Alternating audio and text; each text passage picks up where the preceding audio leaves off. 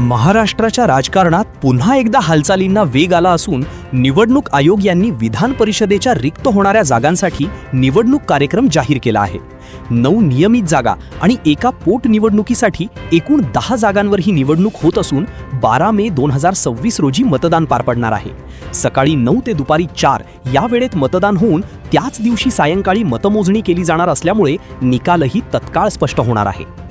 या निवडणुकीसाठी प्रमुख राजकीय पक्षांनी आपापले उमेदवार जाहीर करत राजकीय रणशिंग फुंकले आहे.